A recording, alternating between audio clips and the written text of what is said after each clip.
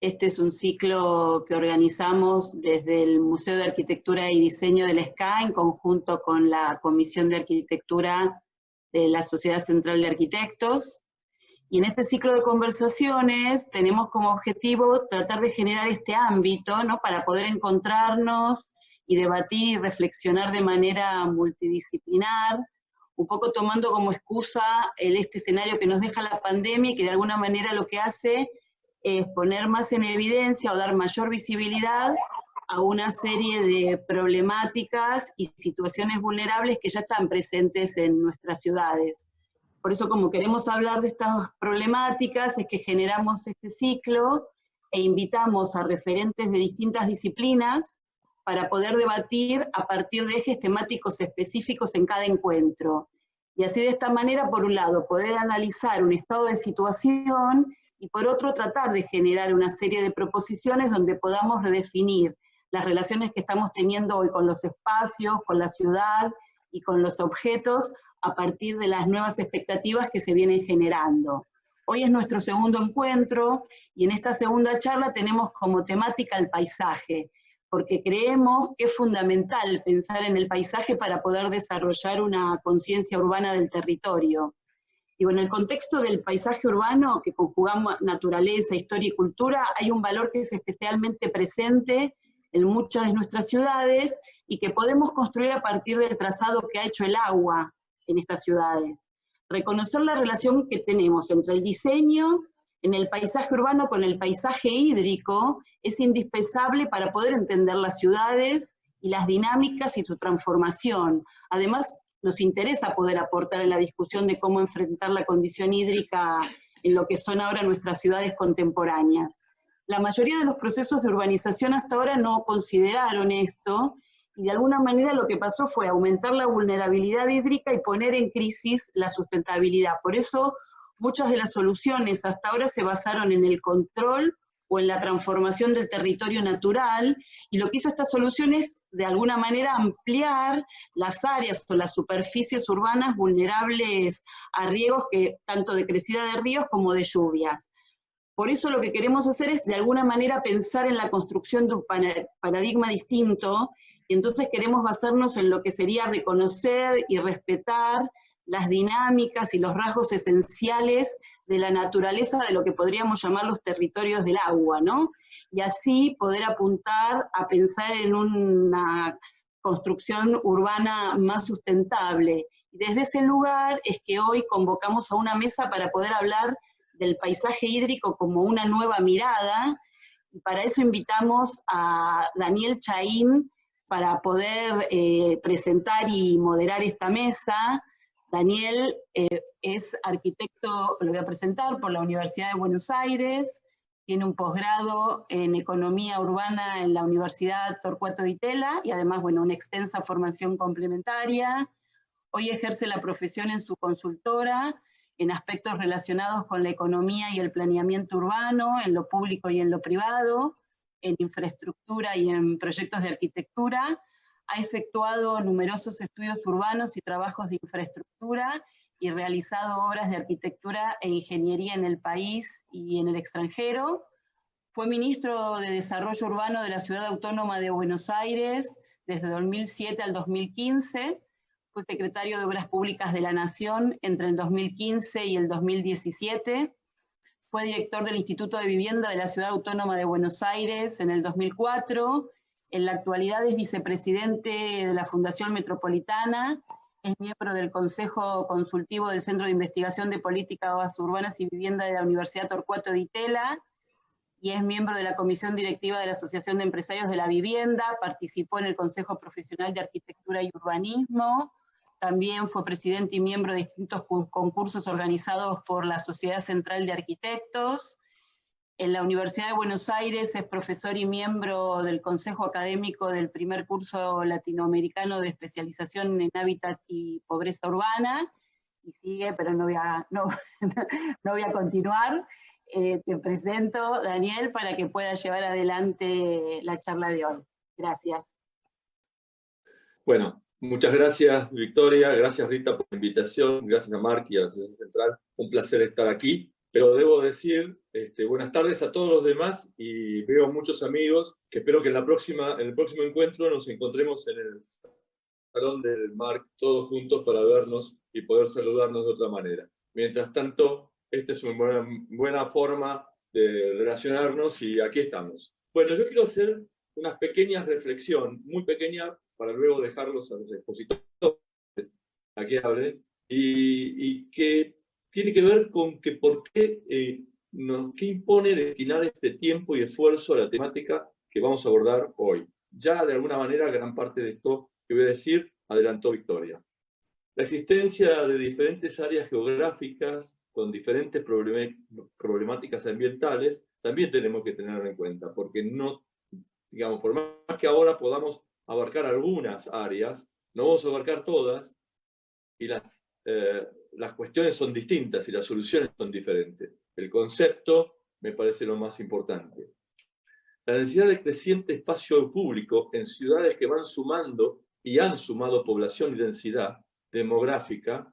El espacio público es un bien público, un activo, pero es un activo que se satura. Es un activo que si vamos sumando cantidad de gente en una misma ciudad y seguimos manteniendo el mismo espacio público, se va saturando. Con lo cual es importante tener esto en cuenta cuando estamos hablando de estas cosas. También la infraestructura existente para evitar inundaciones, que han quedado esas infraestructuras insuficientes. Por ejemplo, al ocupar la densificación mayor suelo absorbente, en virtud de lo cual su cálculo original de esa infraestructura se ve sumado, o suelos absorbentes que ya no tienen capacidad de absorción debido a la modificación de las fuentes de agua potable, porque las napas se han contaminado, haciendo que las napas estén casi a flor de suelo en algunos lugares, sobre todo en algunos lugares de llanura, por ejemplo, de la ciudad de Buenos Aires. O ríos y arroyos de áreas geográficas de montaña, que fueron la base del asentamiento original de esas ciudades, con cursos naturales que utilizan la naturaleza algunas semanas por año y que luego se transforman en esas ciudades en espacios residuales del paisaje urbano y natural, y no el paisaje principal.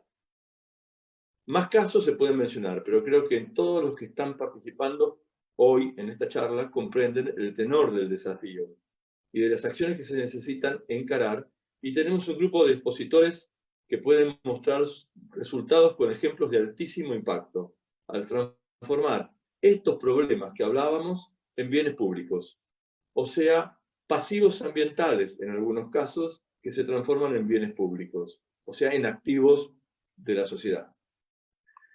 Yo he tenido la gran honra de poder intervenir junto a extraordinarios profesionales, algunos de los cuales hoy están aquí. En realidad he trabajado con todos ellos de una forma u otra, con lo cual estoy sumamente contento de estar en esta reunión.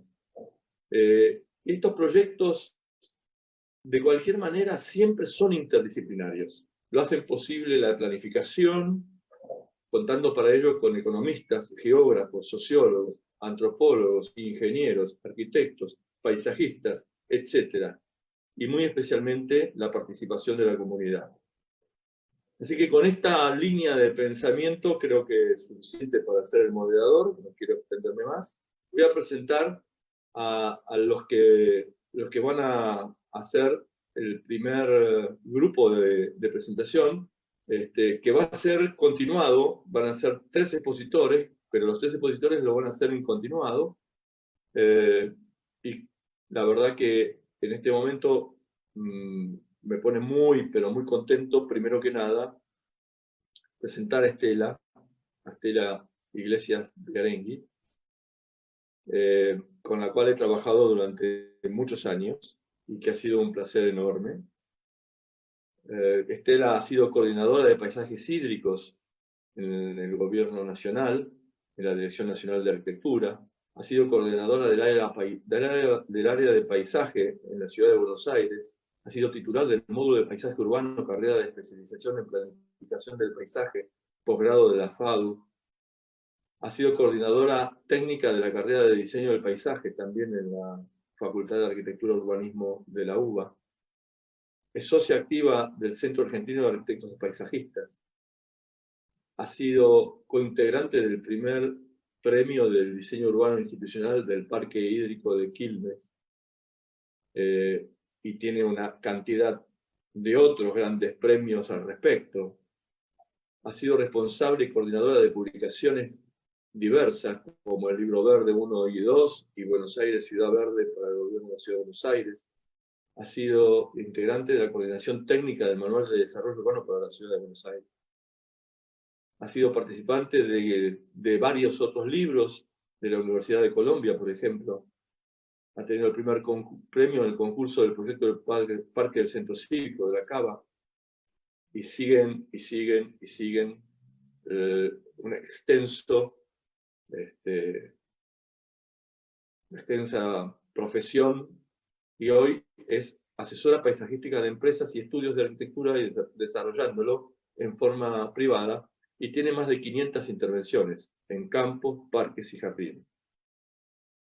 También la van a secundar en esta presentación Fernanda Briasco, que es docente de Historia de la Arquitectura en la Facultad de Arquitectura y Urbanismo de nuestra Universidad de Buenos Aires, y hoy se encuentra desempeñando tareas de planificación urbana en el Ministerio de Obras Públicas. Formó parte del equipo de proyectistas del espacio público y de la Villa Olímpica de la Juventud, y trabajó en diferentes organismos públicos, en áreas de planificación, espacio público, educación y patrimonio. Participó en diferentes proyectos de investigación. También realizó trabajos privados y artísticos. Y Ramiro Javier Seijas, licenciado en Planificación y Diseño del Paisaje, trabaja actualmente en la Dirección Nacional de Arquitectura, perteneciente al Ministerio de Obras de la Nación. Ha realizado seguimiento y desarrollo de proyectos urbanos en diferentes puntos del país. Fue docente de diseño de planificación del paisaje y participó de proyectos de investigación relacionados al espacio público en asentamientos, y también trabajó en empresas relacionadas al diseño y ejecución de obras en el espacio público. Los dejo con ellos. Hola. Hola. Bueno, gracias Daniel por estar haciendo la anfitrión para nosotros. Y voy a hacer un pequeño agradecimiento en nombre de los tres. A la SCA, a la Comisión de Arquitectura, a la de Emprendedores y al MARC por este espacio que brindan al área paisaje. Y también, de alguna forma, agradecer a todos aquellos que en distintas instancias de este proceso, a través de los años, han sido compañeros de ruta. Nosotros formamos ahora parte de un grupo de profesionales de la arquitectura, el paisaje, el urbanismo, la problemática medioambiental, la ecología hídrica. Estamos preocupados por nuestro planeta, su sostenibilidad, la calidad de vida y de cómo estos parámetros se expresan en un diseño participativo, amigable con la naturaleza y sus usuarios. Particularmente quiero decir también que creo en la idea de proceso, de los profesionales, de las gestiones, de las fuerzas vivas y de las resultantes que son las obras. De igual manera creo que en el tiempo, adhiero a esta idea de que en el tiempo y en el espacio se desarrolla una malla sólida en la que todos trabajamos para el bien de la comunidad en todo su conjunto. Voy a mostrar algunas reflexiones más a través del Power. Voy a compartir pantalla.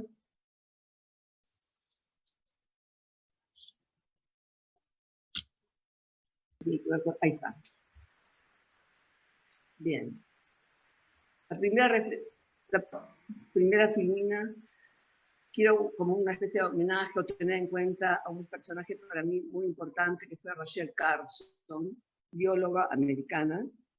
Ya en el año 1962 nos decía esto, que la actitud del hombre hacia la naturaleza es hoy de importancia crítica, simplemente porque hemos adquirido el poder fatídico de alterarla y destruirla.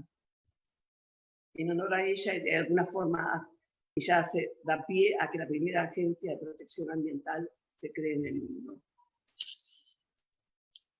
Vivimos en un universo exquisito, complejo, y nos olvidamos de eso, no nos damos cuenta. A veces nos olvidamos bastante. Hubo una época muy lejana en que los hombres dialogaban, algunos a veces todavía sí, pero con las estrellas. Esa conexión espiritual, digamos, por el correr de los años, de los siglos, se fue cortando un poco en relación a la necesidad de crecimiento del hombre. Pero hoy se ha llegado a un nivel de separación tan grande, el egoísmo es tan exacerbado, que merece que volvamos a empezar a mirar al otro y a los otros. Digamos, podemos decir analógicamente como podríamos mirar un cielo estrellado. La Tierra es un ser complejo que en su naturaleza tiene una parte muy importante que es la hidrósfera, que ocupa casi el 70%, como también lo ocupa en nuestro cuerpo, macrocosmos y microcosmos. Este 70% de aguas se expresan de diversas maneras, en hielos, en océanos, en mares, en forma gaseosa, todas las que conocemos, y en maravillosos humedales. Solo cabe mencionar que América Latina o América y el Caribe tienen el 40% de la biodiversidad planetaria, el 30% de agua, el 50% de bosques. Y nuestro país, está hecho por nosotros este esquema, pero muestra una particularidad de estar muy surcado, como mencionaba Daniel, por arroyos, cuencas, lagunas, ríos. Somos un país hídrico. También forma parte de la naturaleza de la tierra la cultura. Y esta cultura se expresa en situaciones sociales activas, o más deterioradas o más menos ocupadas, por barrios, en lugares sociales. Todo va conformando distintas facetas de lo que llamamos el paisaje urbano.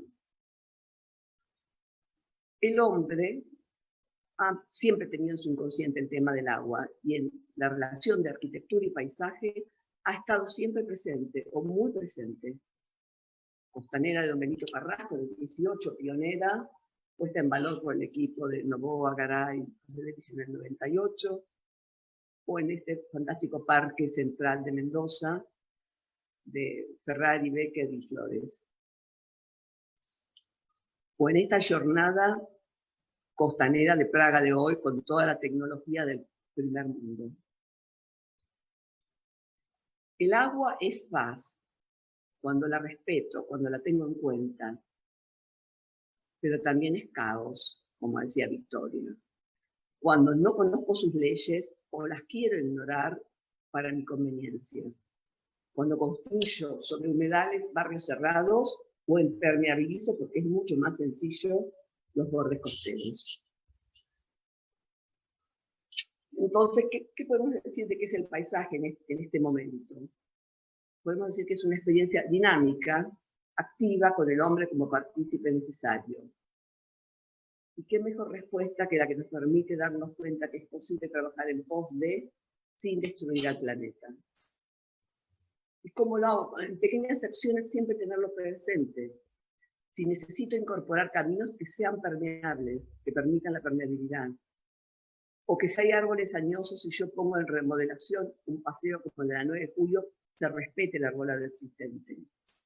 O que si hay una plaza para todos los habitantes, aunque sea urbana, tenga la mayor cantidad de verde posible. O tan actualizada como esta famosa imagen que ya circuló del parque de Nueva York, cuando tenemos que adaptarnos al post-COVID o al COVID en este momento.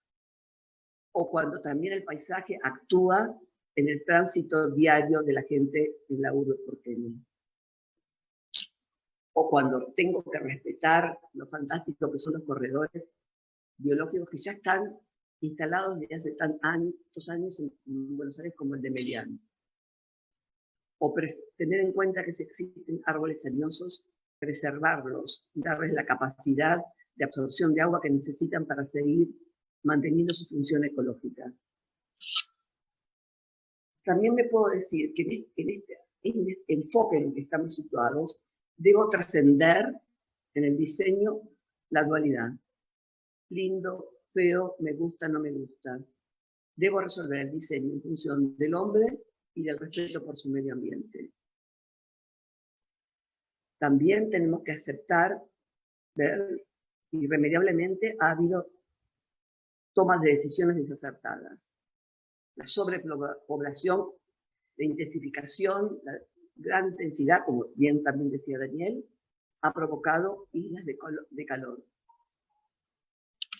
Podemos decir que el creciente egoísmo del hombre ha ido deteriorando la relación con la naturaleza, contribuyendo a su destrucción acelerada, a la destrucción de toda su biosfera, con sus océanos, con aguas y aguas, con residuos tóxicos, con plásticos, con la isla de calor, los basurales, la basura tecnológica.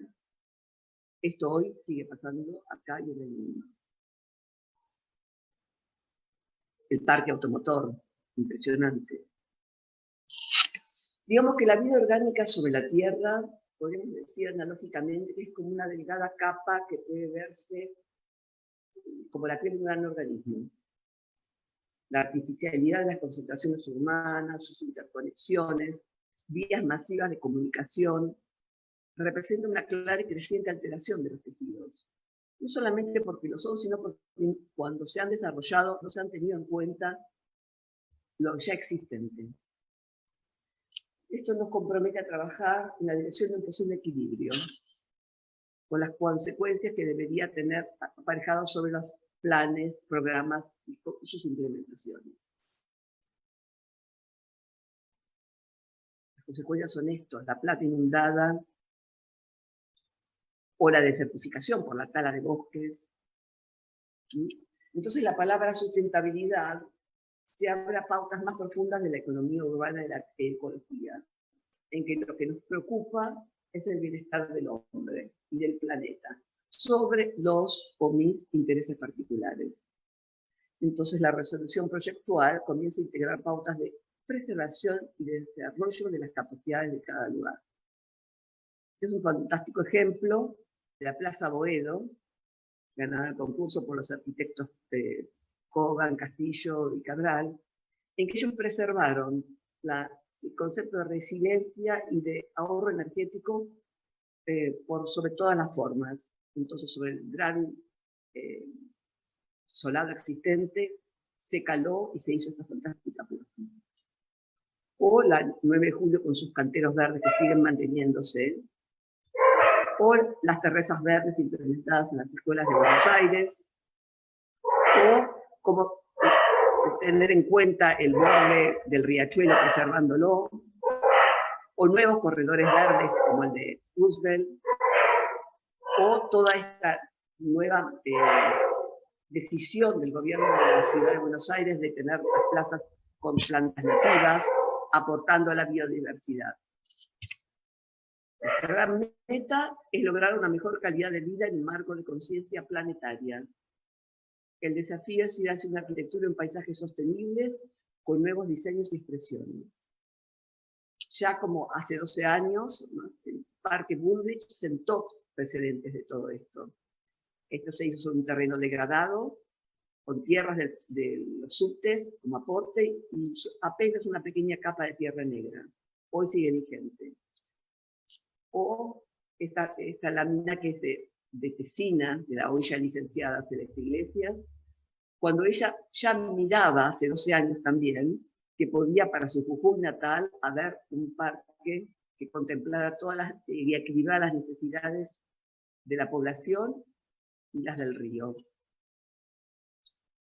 O en esta puesta de Villa Olímpica, en que se preservaron los árboles existentes, pero el concepto del verde estuvo siempre presente, o está presente, con sus canteros drenantes también.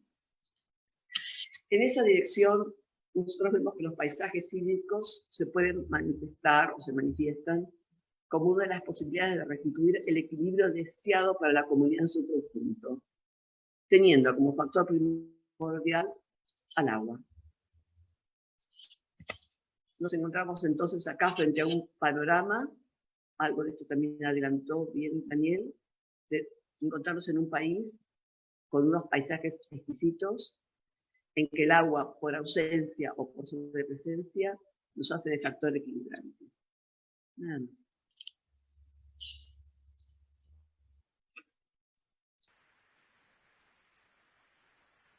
Ahí está. Bueno, dicho lo que dijo Estela, voy a tomar la posta. A ver.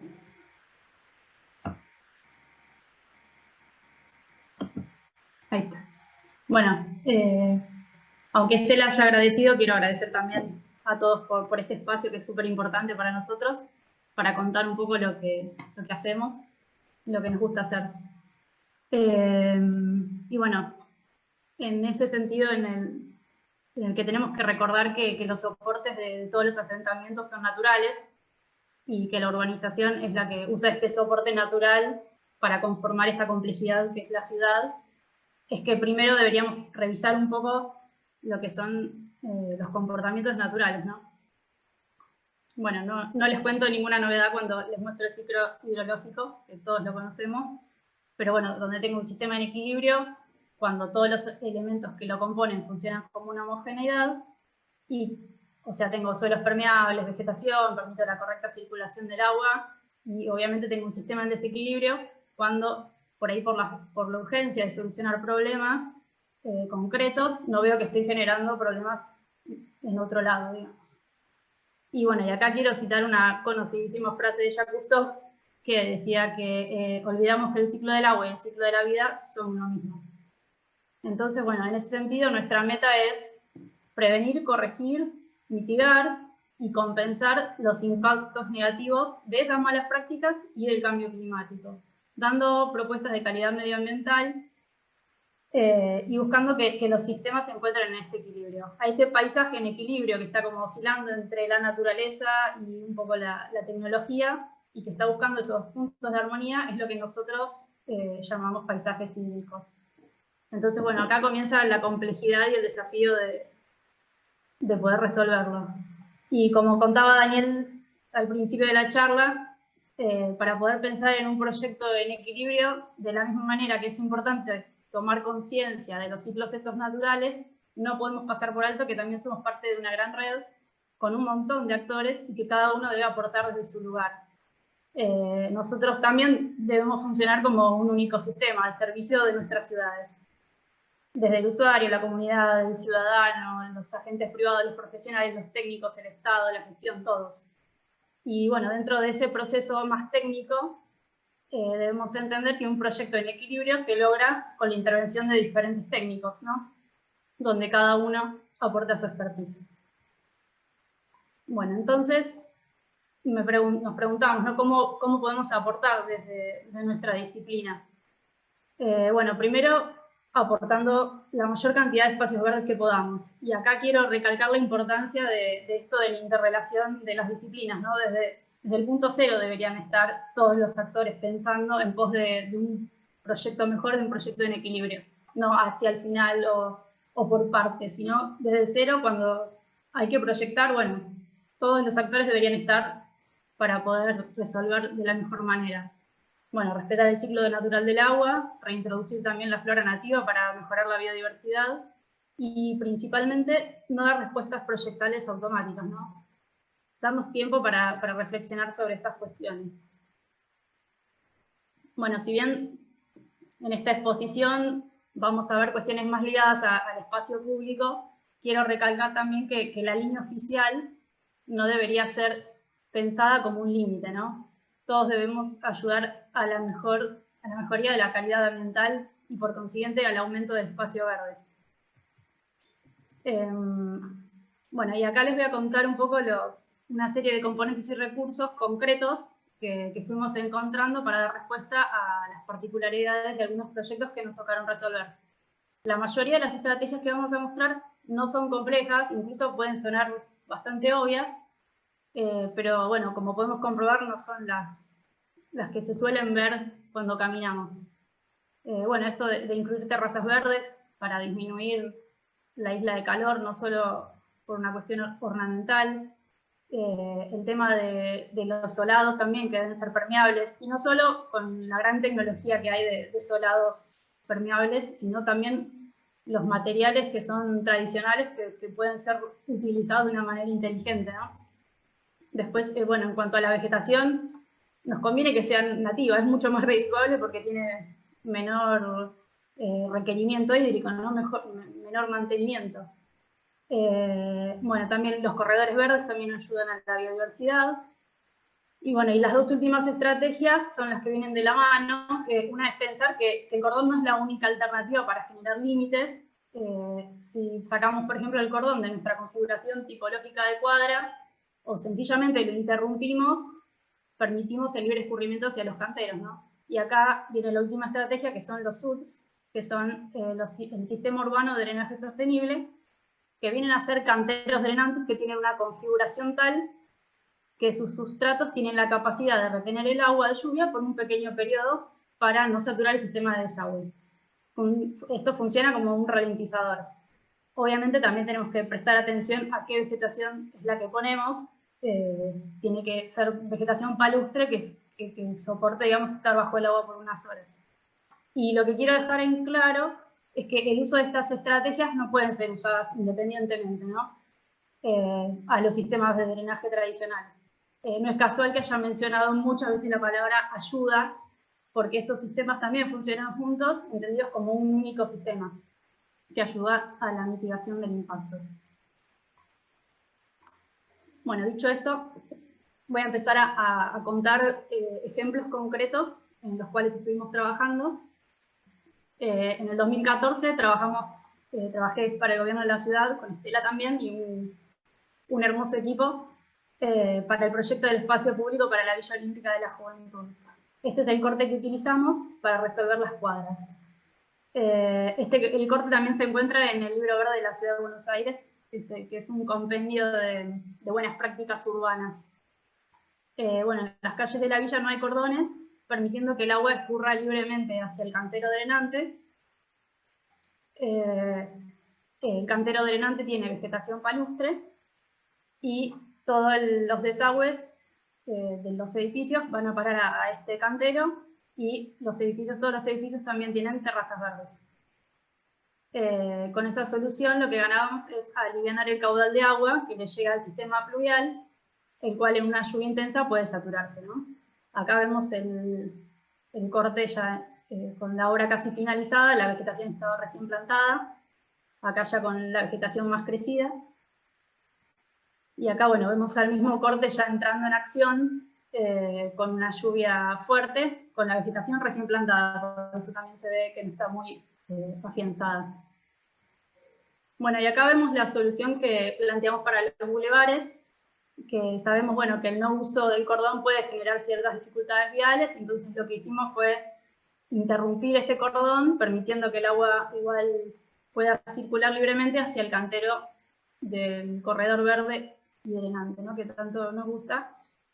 Bueno, y acá el mismo con la vegetación más consolidada.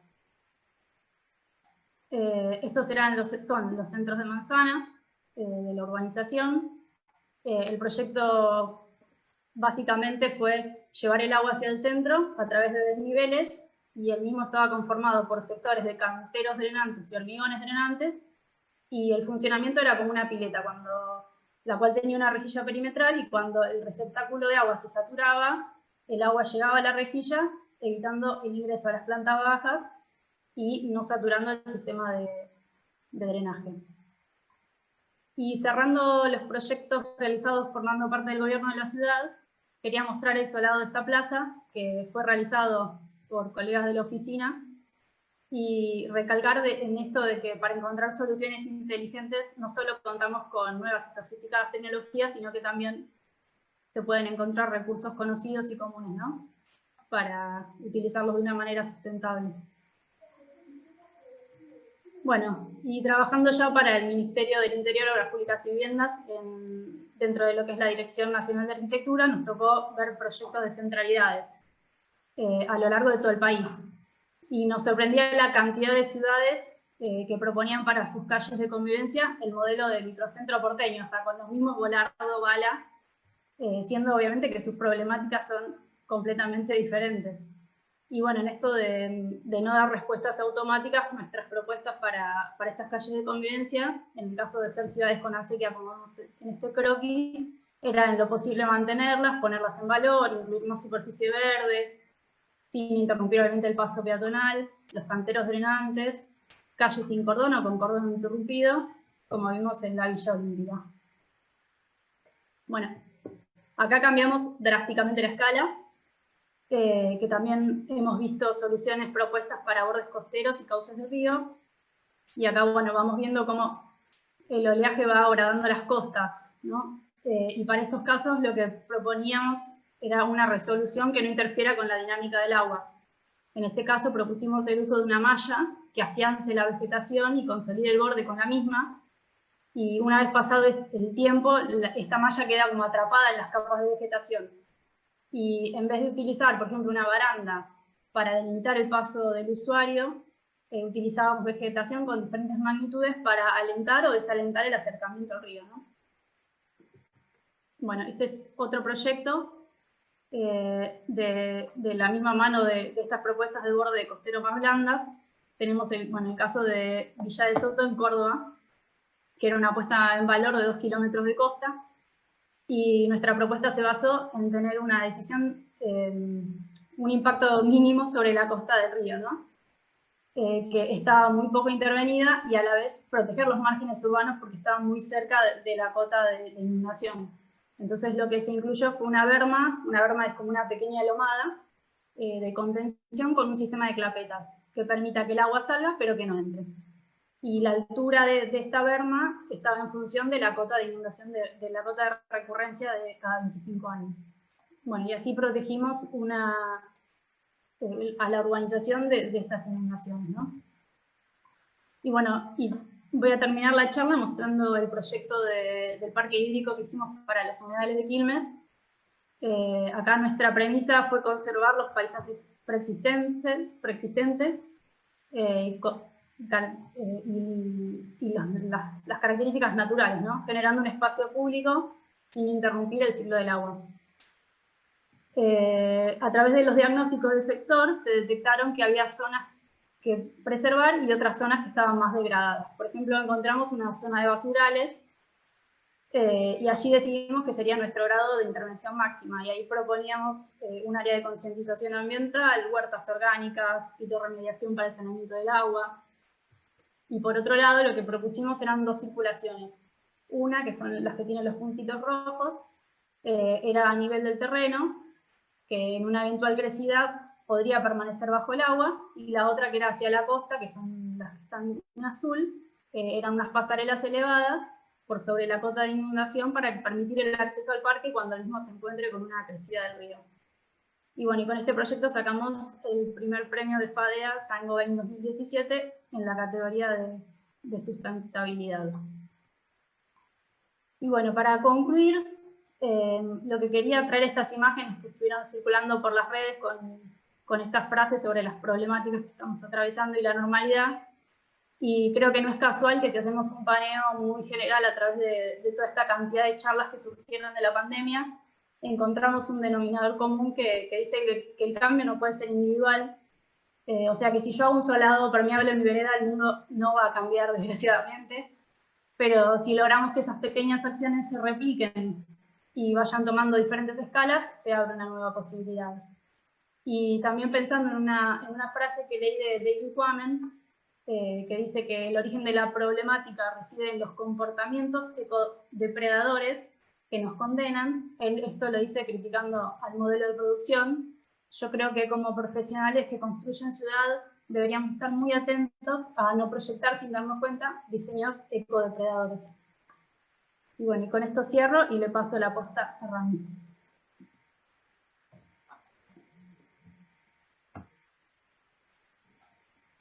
Buenas tardes, ¿cómo andan? Antes de empezar quiero avisar que se puede escuchar o a mi gata o a mi hijo, ¿sí? Así que si no se escucha en algún momento me avisan. Bueno, muchas gracias por invitarnos a participar y también a los participantes por venir a escucharnos. Así que bueno, ahí empiezo a compartir la presentación.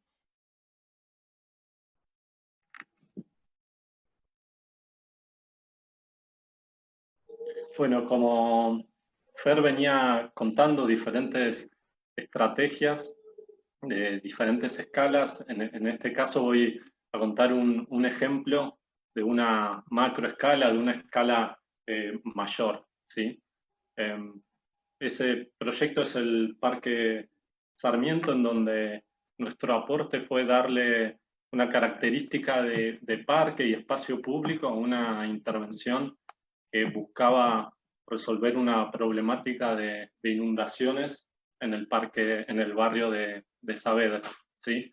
Un poco antes de entrar a explicar el proyecto del Parque Sarmiento, nos parecía importante explicar una cuestión mayor de contexto que nos parecía que era importante para que se entienda la importancia de la intervención del Parque Sarmiento. El Parque Sarmiento, la intervención fue hacer un parque aliviador del arroyo Medrano, porque el arroyo Medrano pasa tanto por el Parque Saavedra como por el Parque Sarmiento. Así que queríamos empezar por ahí.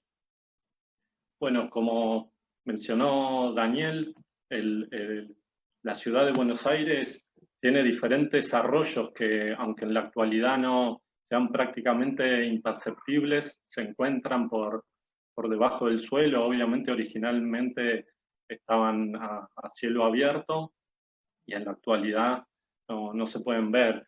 Por ahí dos de los casos más de fácil reconocimiento puede ser el arroyo Maldonado, que pasa por abajo de la avenida Juan B. Justo, y el otro es el caso del Medrano, que va, por ejemplo, por la avenida García del Río en Saavedra, ¿sí? Estos dos casos de estos arroyos son, como decía, prácticamente imperceptibles. En el único momento que por ahí se pueden percibir son en los momentos en que justamente no están funcionando como corresponde, o sea, cuando se inunda. Si de otra forma son prácticamente imposibles de encontrar o de darse cuenta uno simplemente caminando. Bueno, ahí vamos a entrar dentro del Medrano, que es el arroyo que, como decía, atraviesa tanto el Parque Saavedra como el Parque Sarmiento. Estos son el mapa de susceptibilidad de anegamiento, ¿sí? Que, como se ve, coincide prácticamente con los arroyos. Prácticamente es un calco de los arroyos que actualmente están entubados, ¿sí? Eso claramente no es casualidad. Bueno, un poco queríamos mostrar cómo era esa relación de este arroyo, del arroyo Medrano, para mostrar que no siempre fue... para mostrar que no siempre la relación fue como es ahora, que está por debajo del suelo y que es prácticamente imperceptible. Estas son imágenes de 1940, el arroyo Medrano, en donde se observa que inclusive era una vía de navegación, ¿sí? Bueno, acá ya lo que se puede observar, esta línea negra, es el arroyo Medrano, atravesando el barrio de Núñez, el barrio Saavedra, pasando por el Parque Saavedra, atravesándolo, y si seguimos más a la izquierda, llegaría, cuando choca con la General Paz, con el Parque Sarmiento, ¿sí? Una de las cosas por lo cual nos parecía muy importante esta imagen, que es de 1892, es, por un lado, para ver cómo era esa relación entre el arroyo y la trama urbana. Ahí se ve que cuando atraviesa la trama urbana no desaparece el arroyo, sino que se nota que están relacionados. Cuando se meten en la trama, actualmente esa calle es la García del Río, que actualmente arriba del arroyo hay un bulevar, ¿no? Y por otro lado, el nivel de ocupación del suelo que había en ese momento, en la superficie construida en relación a la superficie absorbente, que también comentaba Daniel. Ahí se ve la baja superficie construida que había, que obviamente incide en la cantidad de agua que recibe ese arroyo y en la velocidad con que llega el agua al arroyo. Bueno, un poco lo que nos interesaba era mostrar este ejemplo de cómo era el Parque Saavedra en ese momento. Esto ya es una imagen de 1924, era un proyecto, pero vamos a ver que esto estaba construido, digamos. Acá el arroyo forma parte del parque, del actual Parque Saavedra, que en su momento se llamaba Paseo de la Laguna, marcando que no era solo una cuestión estética la presencia del agua en el parque, sino que le daba identidad, porque inclusive le daba el nombre al parque, también como fines recreativos, se podía usar la laguna para andar en bote, también había una pileta y una fuente, y también se ve que el perímetro está presente el arroyo y también servía como límite.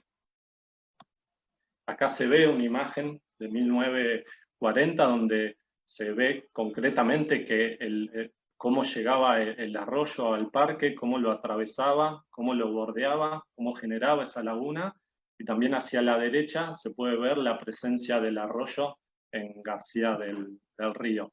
Una de las cuestiones importantes de esta imagen es que ya se empieza a ver la creciente construcción, ¿no? del tejido, y se empieza a ver cómo esa superficie se empieza a impermeabilizar. Bueno, esta es una imagen de 1887, donde en la referencia se ve que el actual Parque Saavedra se llamaba en ese momento Paseo del Lago, y se puede observar tanto la vegetación en relación al arroyo, el uso, cómo estaba tan relacionada la presencia del arroyo al parque, al espacio público. Esta es otra imagen, 1936, este es el perímetro del parque. Acá se ven a los granaderos atravesando el acceso principal, y este arroyo en el perímetro servía como límite, y estaban esas puertas levadizas que se utilizaban para que de noche el parque quede cerrado. Esta es García del Río, y ahí en el fondo se puede ver la torre que mirábamos recién en la imagen anterior, y toda la vegetación, los árboles que se ven de fondo, es el actual Parque Saavedra, ¿no? Actualmente todos sabemos que tanto el arroyo en García del Río como la presencia del agua en el Parque Saavedra ya no están más, ya fue entubado y esta relación con el agua no existe. Bueno, esta es una imagen que muestra el cauce original y el cauce actual, que tiene rectificado en naranja, y en blanco se pueden ver como si fuesen raíces, digamos, toda la superficie de la cual capta el agua el arroyo Medrano. Algo para aclarar es que la superficie que se va acá de los conductos es solo de la capital federal, pero prácticamente el 60% de la superficie de la cuenca del Medrano está en la provincia de Buenos Aires, o sea, es mayor la superficie en la provincia que en capital, para que dimensionemos un poco.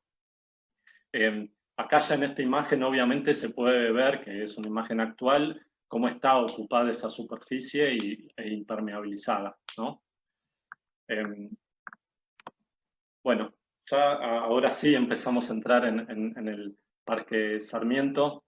Una de las problemáticas que venía a resolver la intervención del Parque Sarmiento, como mencionaba, era las inundaciones que había en el barrio de Saavedra.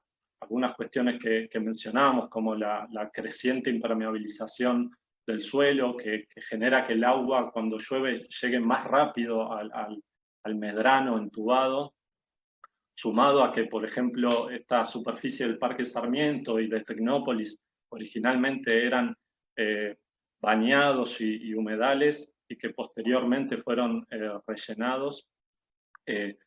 obviamente sumado al cambio climático que genera que cada vez haya lluvias más intensas en menor tiempo, todo eso generó que obviamente haya consecuencias de inundación, ¿no?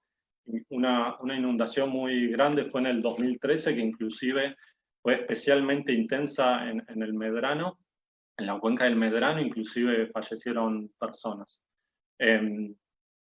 Bueno, entonces a partir de esta problemática, ya nos empezamos a hablar de la propuesta. Vuelvo a repetir que nuestra intervención dentro de esta propuesta del Parque Sarmiento fue la de dar características de parque, espacio público, a esta intervención que era hídrica, ¿sí? O sea, para lograr mezclar las dos intervenciones, que no sea solamente una intervención que resuelva la parte hídrica, sino también la del uso de las personas. El Parque Sarmiento tiene un uso específicamente deportivo, es esa la finalidad del parque, por lo cual era importante respetar eso, y obviamente también era complementario respecto al uso hídrico, porque obviamente cuando llueve no se utiliza el parque, entonces era complementario, no era imposible de saldar los dos usos que mencionaba.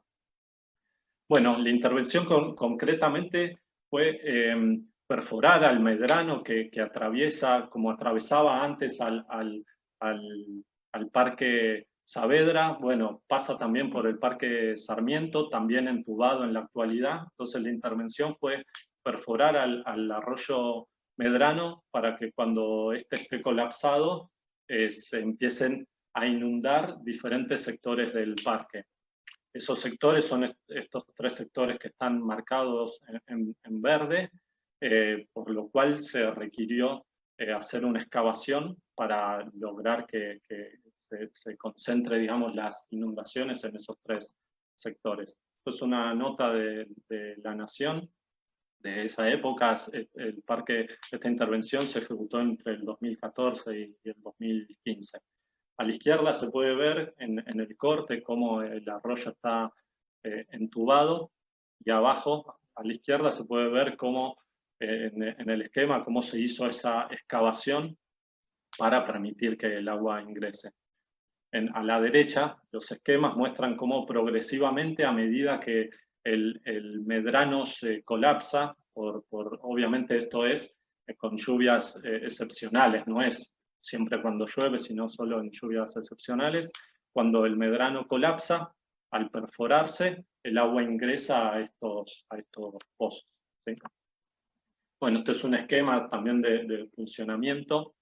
A la izquierda se ven estos esquemas. Lo que buscan mostrar es que progresivamente los sectores se van inundando. No es que se inundan todos al mismo tiempo, sino de acuerdo a la intensidad de la lluvia, es que progresivamente se van inundando. Primero se inunda uno, después se suma un segundo sector y por último el de la izquierda.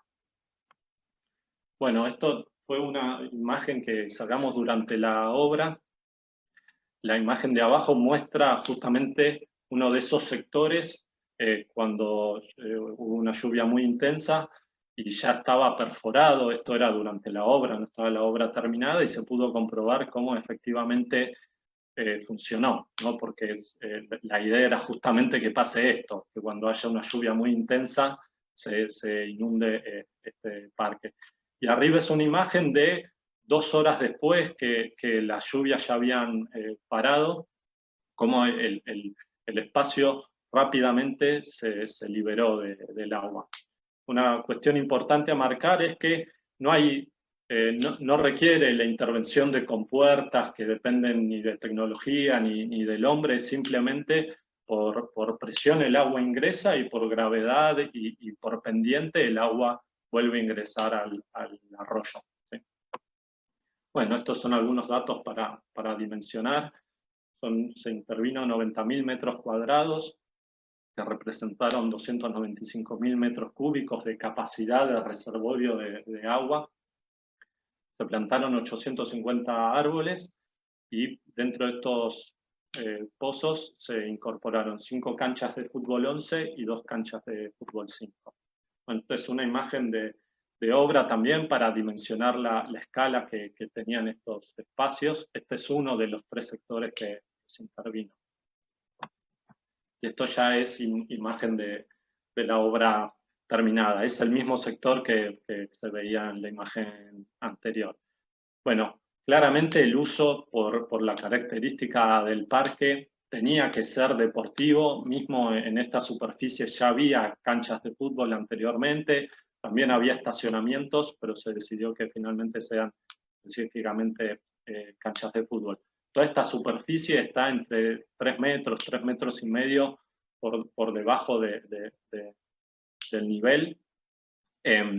Estos senderos que se ven ahí dividiendo las canchas sirven justamente como caminos, pero al mismo tiempo cuando llueve sirven de acequias y ahí colecta el agua y la conduce al arroyo Medrano. Y están hechos con adoquines reutilizados, ¿sí? Por debajo de los adoquines hay un paquete de diferentes granulometrías de piedra que también lo que hacen es ayudar a infiltrar el agua. Bueno, este es otro de los sectores con las mismas características. Este es el tercer sector que tiene un uso más libre porque lo que se ve justo ahí enfrente son las piletas del Parque Sarmiento porque tiene un uso altísimo durante el verano de vacaciones, como también el fin de semana de las piletas. Entonces decidió dejar áreas más libres también para ese uso. Este es el mismo sector. Bueno, otra de las estrategias que se utilizó fue en los taludes, en los terraplenes, fue la utilización de hidrosiembra junto con una geomanta, que básicamente lo que hacen es ayudar a estabilizar el suelo y evitar que se erosione, ¿sí? Otra de las decisiones fue utilizar vegetación que ya sea grande, no ejemplares chicos, sino que ya sean grandes justamente porque podía pasar lo que finalmente pasó, que era que haya una inundación durante la obra. Entonces era necesario que nos aseguremos de que esos árboles puedan soportarlo, ¿no? Y obviamente la característica de los árboles toleran la presencia de agua. Bueno, acá ya se ven parte de esos sectores que se decidió restituir esa característica original que tenía el Parque Sarmiento, que era la de tener presencia de humedales, ¿no? Entonces se dejaron áreas más libres, como estas, donde se plantó vegetación palustre, pero el resto se decidió que sea de libre colonización y que sean justamente áreas de humedales. Es otra imagen de esos sectores. Bueno, y un poco como conclusión, nos parecía que es importante, más que importante, necesario comprender el funcionamiento de manera integral para realizar acciones conscientes. Ese análisis puede tener como conclusión que la mejor intervención posible sea restituir el funcionamiento original y adaptarlo a las necesidades actuales. Un poco nos parecía importante destacar esta función que originalmente tenía el sector del Parque Sarmiento, de Tecnópolis, de naturalmente ser un lugar que captaba agua de humedal, que posteriormente se decidió rellenar y que luego la intervención, la mejor intervención posible justamente era lograr adaptar esas dos funciones, la de que logre captar el agua para evitar inundaciones en la trama urbana, pero sin perder el uso de espacio público. Este proyecto también tuvo el primer premio de FADEA de sustentabilidad. Y con eso estoy cerrando. Muchas gracias.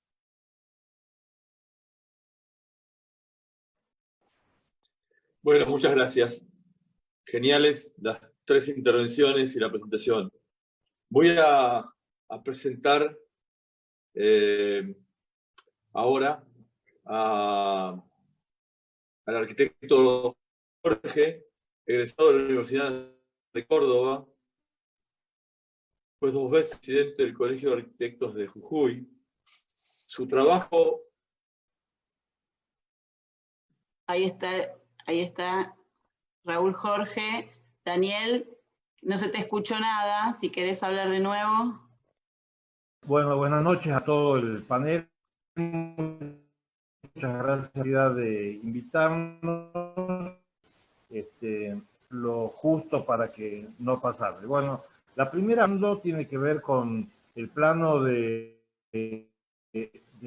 y en referencia a ello, decir que hoy esta obra del CIVICIVI cumple 2 años desde su inauguración, así que hay un reconocimiento en plena pandemia por la añoranza y cómo extraña la gente este paisaje hídrico recuperado ya hace 2 años exactamente. Decir que en esta placa se ve el casco fundacional de la ciudad, la Plaza Belgrano, que está marcada en rojo, todo el proyecto CIVICIVI primera etapa, la paca, que se ve inmediatamente con todo borde verde, y se ven las nuevas internet que hicimos hace aproximadamente 6-7 años, que son en pleno desarrollo, donde vive casi el 70% norte de la ciudad. Ya vamos a ver una placa de la huella urbana de la ciudad, pero esta placa está referida justamente a la centralidad y lo que significó ya a partir del 1900 esta urbanización que viene teniendo fuera de lo que fue el casco fundacional que se va a ver en otra placa. Bueno, acá vemos lo que viene a ser la georreferenciación de la provincia de Jujuy en Argentina. Lo dejamos ahí para que vamos sintonizando. Ya aquí es donde yo estaba refiriéndome a lo que es en la primera placa el trazado original en 1958. No sé si abrió la placa. Esta es una vista aérea de la ciudad y parte de la expansión urbana hacia el sur. Se ve claramente la columna vertebral de la ciudad. Bueno, ahí se ve todo lo que hemos hecho esta intervención sobre 2,5 kilómetros, que es la parte que llega prácticamente de la ciudad en el barrio Cuyaya hasta la desembocadura en el Río Grande. Ahí se ve gráficamente bien en esta placa. Años que es un debate constante, la situación tan ligada a la urbanización de la ciudad del CIVICIVI, años a la ciudad generándose un basural a cielo abierto y un lugar olvidado, con una gran tradición en la década del 60 para atrás, a comienzo del siglo pasado, donde había una urbanidad y una relación directa que yo pude vivenciar en mi tiempo de joven y que significó que la mal llamada modernidad significó que del 60 para adelante el río fuera dando la espalda a la ciudad y siendo un lugar peligroso, un lugar de generar basurales permanentemente y justamente una cantera donde la naturaleza hizo su trabajo y dejó una interesante cantidad de especies arbóreas naturales y que de alguna manera fueron recuperadas en el proyecto. Y ahí vemos en esa placa anterior esta tremenda experiencia urbanística para todo el país que significó trabajar nación la provincia que tiene justamente en este sentido su potestad en el régimen hidráulico, y el municipio que tiene ya una responsabilidad sobre todo el territorio que tiene que ver con esta cuenca del Sibisibi.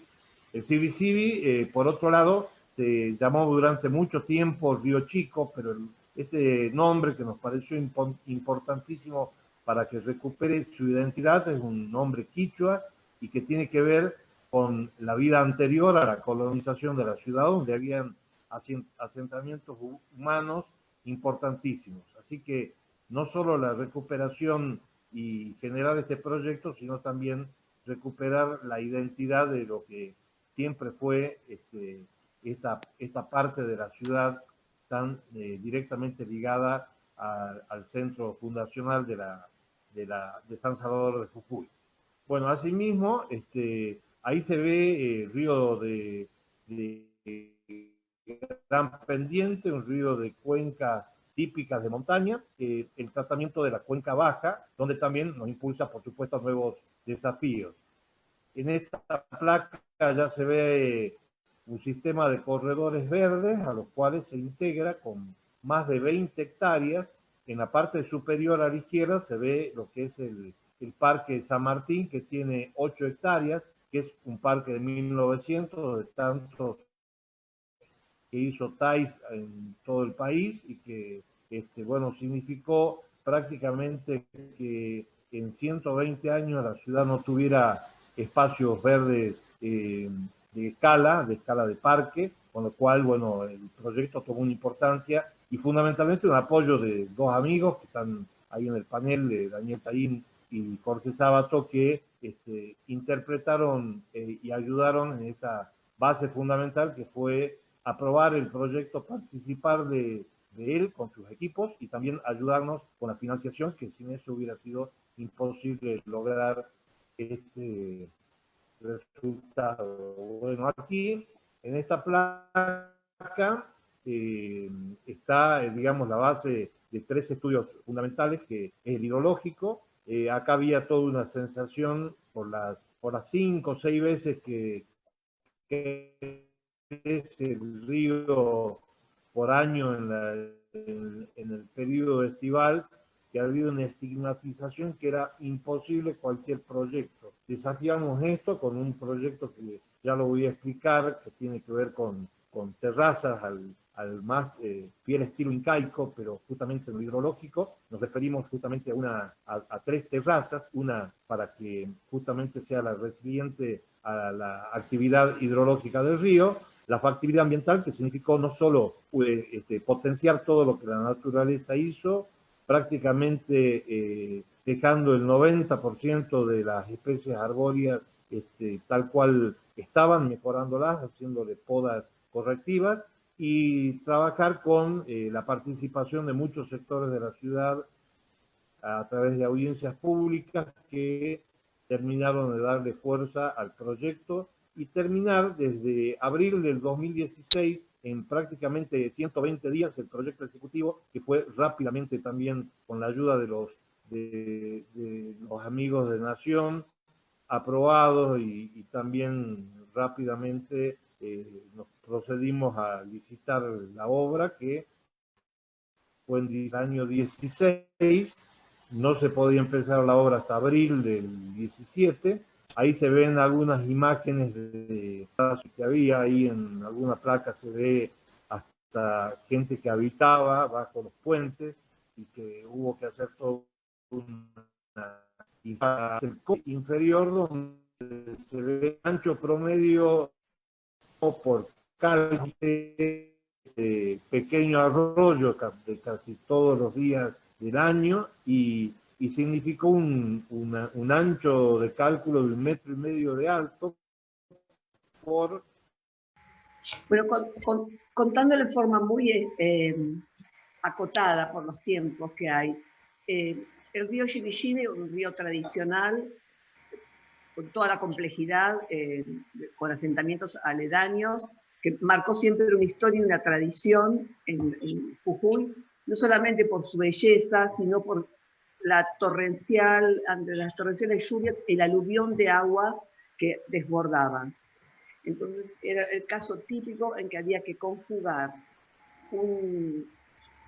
una situación hídrica de alto valor y de impacto visual y de reconocimiento histórico, ancestral, con la posibilidad de los asentamientos urbanos aledaños no fueran inundados. Y si a eso lo conjugábamos con la idea de que pudiera ser utilizado por el pueblo de Jujuy y por los visitantes, por el turismo, como un lugar de recorrido, bueno, nos parecía fantástico.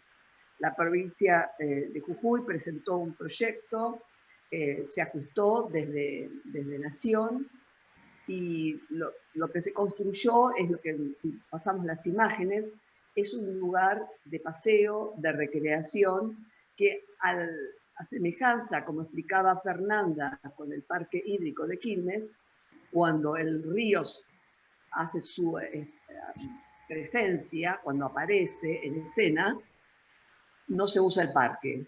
Y cuando el agua baja, todas las terrazas aledañas que se ven en los cortes pueden ser utilizadas por toda la población. En cuanto al proyecto, bueno, lo que se muestra, ¿no? Los puntos de accesibilidad, cuáles son las caminerías.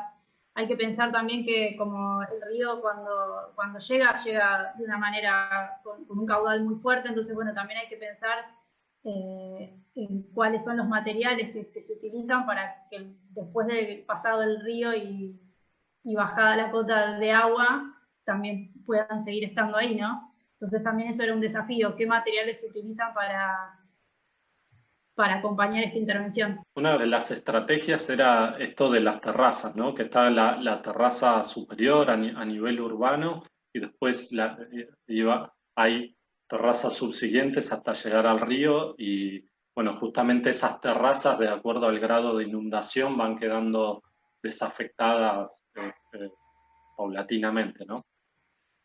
Como ustedes pueden ver, las terrazas que están a la izquierda, en la pantalla anterior, las que están a la izquierda se inundan más rápido que las que están a la derecha, con lo cual puede llegar a ser que el parque no quede totalmente inundado de los dos lados, y entonces pueden llegar a tener que además de cualquier manera en el río Sibisibi esa inundación es de muy corto tiempo en el transcurso del año, ¿no? Entonces la alternativa de la derecha es que prácticamente esa cota casi nunca llega a tener agua en forma permanente, además de las terrazas que quedan arriba. Lo que pasaba antes, y esto es lo que tener en cuenta, es que la diferencia de altura desde la zona, digamos, urbana a donde está en el parque y las distintas terrazas, era suficientemente alta como para que el río era una cosa lejana que estaba allá abajo, y que en realidad terminaba siendo el lugar donde, lamentablemente, con mala utilización de ese espacio, era una especie de, entre comillas, vertedero o situaciones de mucha complejidad de violencia, digamos. Bueno, estas cosas que están nombrando, que había puesto Chuli acá, le digo Chuli porque Raúl Jorge Arias el Chuli. Por eso, y todo el mundo en Jujuy lo conoce como Chuli. Estos son todos los comentarios que había, entre los cuales había al principio muchísimas movidas para estar de vecinos descontentos con la obra, porque lo que tenían miedo era que la intervención generara un daño ambiental, todo lo contrario a lo que terminó siendo, pero bueno, se fue convenciendo la población de esta ventaja muchísimo más cuando esto estuvo completo.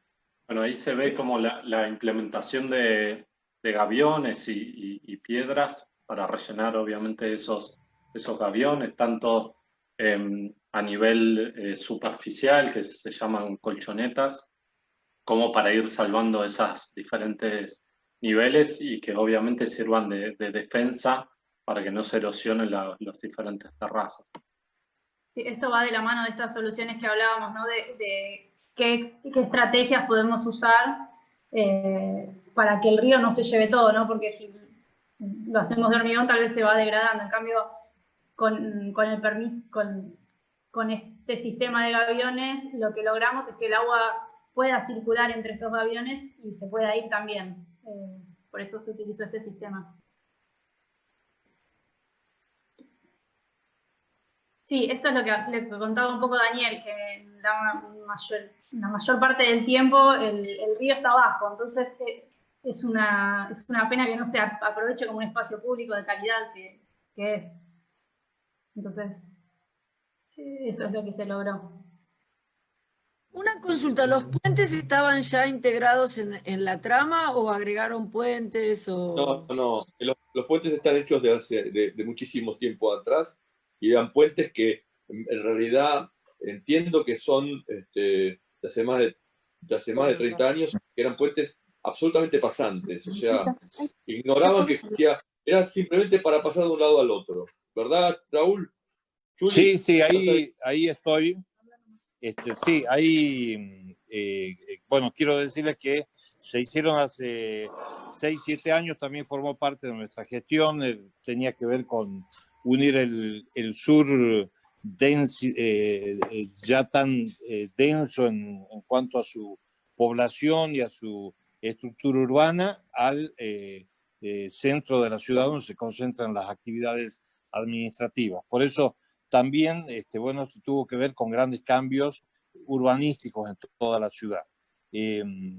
Bueno, yo digo, no estoy teniendo, no puedo ver las imágenes, no sé dónde están, pero creo que ahí se marca también, bueno, grandes partes de los ejes, el eje ambiental, la inclusión, hay 19 accesos en estos 2,5 kilómetros en ambas márgenes que tienen escaleras y rampas, y esto significa una posibilidad de integración enorme. También se han desarrollado equipamientos en las puntas de la intervención. En esos 2 kilómetros prácticamente hemos considerado constituir kioscos saludables con baños integradores, con la posibilidad para darle servicios a toda la gente que tiene que ver con el usuario habitual y también todo aquello que tiene que ver con la utilización plena del espacio.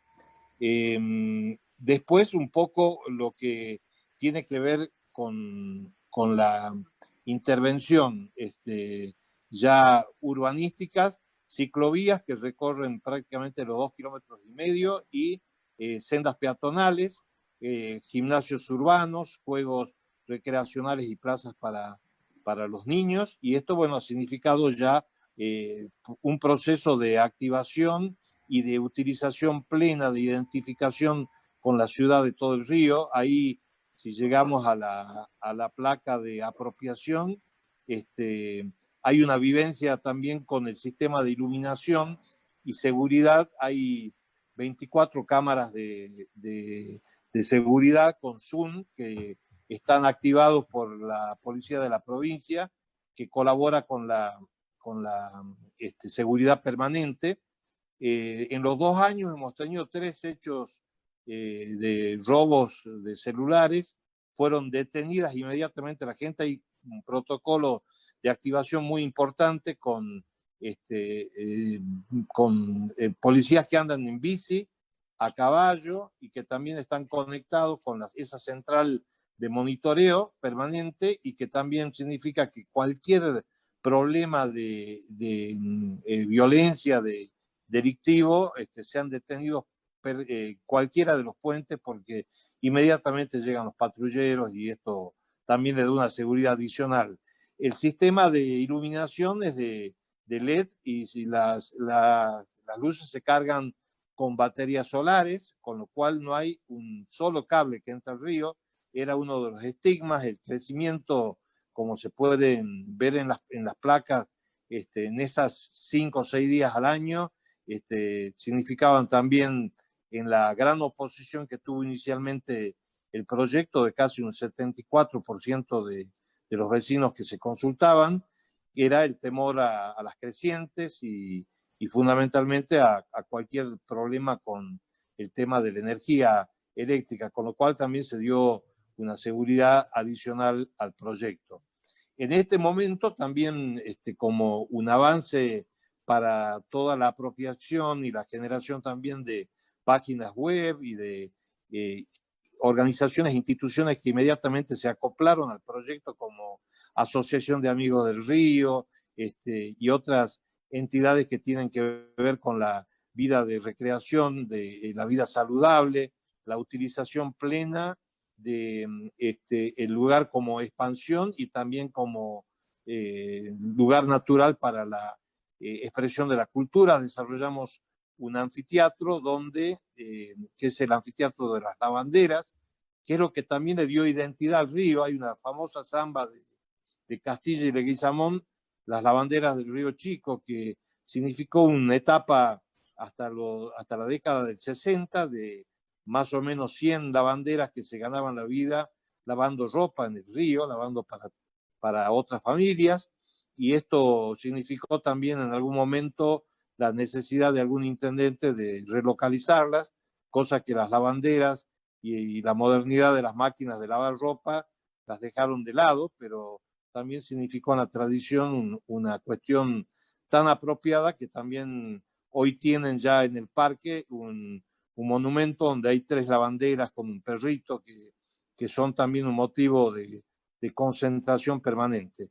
El anfiteatro, que está frente al Centro Cultural Héctor Tizón, el primer centro cultural que nos tocó desarrollar allá en el año 2009, permite la utilización de más de 500 personas. A veces desborda la participación de la gente en todo tipo de expresión artística, del hip hop, del rock, del folclore, etcétera, y tiene una vivencia plena también con el cruce de los puentes y la participación hasta de la gente que va en los colectivos por nuestro Metrobús, etcétera.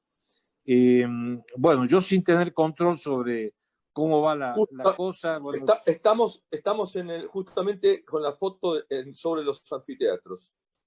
Bueno, un poquito más adelante, si pasan 2 o 3 imágenes, vamos a llegar a las imágenes del éxodo jujeño, que es el 23 de agosto, una celebración tradicional que tiene que ver con la gesta belgraniana y del pueblo de Jujuy, que en 1812 cerró la gesta de Belgrano con todo el pueblo jujeño, trasladándose a Tucumán y dejando tierra arrasada.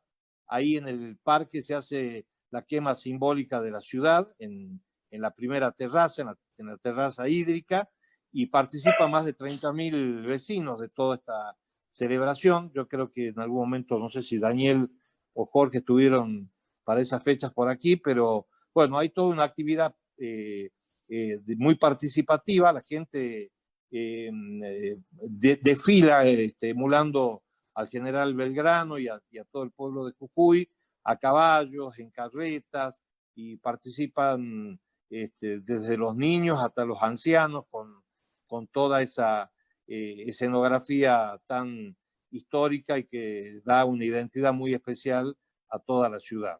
Bueno, ahí creo que están viendo ya la imagen nocturna del parque, que con el LED y la diferencia del resto de la iluminación tiene una vivencia y un vigor y una participación hasta alta hora de la noche en el mismo, y podemos ver también cómo se celebra y se utiliza en las rutinas gimnásticas permanentemente. Bueno, esto por supuesto que ha significado un impacto positivo. Hoy más del 95% de los vecinos consultados están totalmente con la visión asumida de que esto ha sido una obra transformadora de la ciudad. Hay un orgullo explícito en esto, y también, bueno, también la idea por parte de la gestión de seguir trabajando con otras obras. Estamos trabajando en otro eje que está a 2 cuadras y que liga a una meseta que está a unos 200 metros del río, de una de las primeras expansiones urbanas que tiene más de 50 años, que es barrio Mariano Moreno, muy densamente poblado y estamos construyendo allí el primer ascensor urbano que se ve en alguna placa detrás de esa, si la van pasando, y ahí también, no sé si llegamos a ver ahí están los equipamientos de los baños y los kioscos saludables, se pueden visualizar también, bueno, todo el trabajo de las ciclovías y también ahí el monumento de las lavanderas. Se ganó, bueno, ha ganado premios diversos, obviamente esta intervención. Seguí, pero porque creo que vale la pena ir al video así rápidamente, ¿no?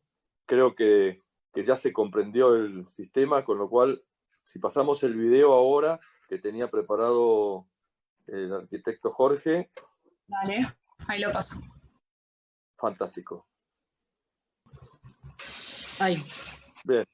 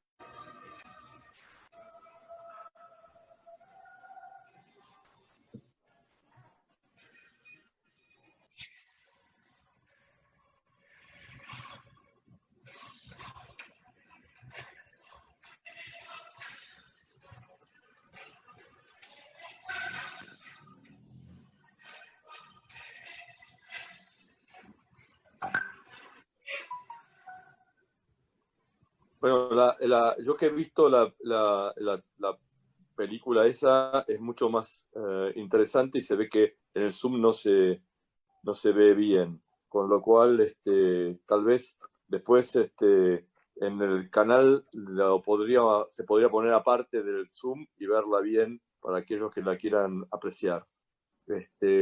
No tenemos preguntas, así que creo que ha sido demasiado buena las presentaciones a pesar de las complicaciones técnicas que hemos tenido, y muchas. De cualquier manera, por si aparece alguna en los últimos segundos, quiero comentar que un par de frases que me parece que hay que rescatarlas. El agua es paz y es caos, dice una. Otra dice que el paisaje es experiencia dinámica. Otra dice que la alteración de los tejidos naturales. Otra habla del equilibrio, del bienestar del hombre y del planeta, del funcionamiento integral y de restituir.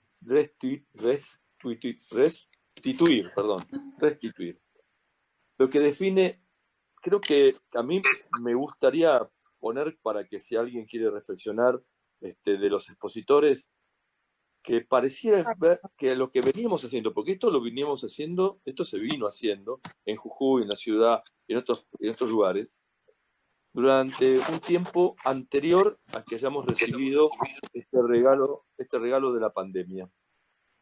Ahora bien, pareciera que después de esto, lo que viene es acelerar lo que veníamos haciendo, porque me parece como que lo que se ha mostrado, lo que mostró Fernanda, Estela, Ramiro y el Chuli, son las cosas que se deberían hacer en forma habitual y permanente en las ciudades. Me parece como que es la reflexión que se me ocurre para cerrar un poco esto, y les pediría, Estela, si querés agregar algo.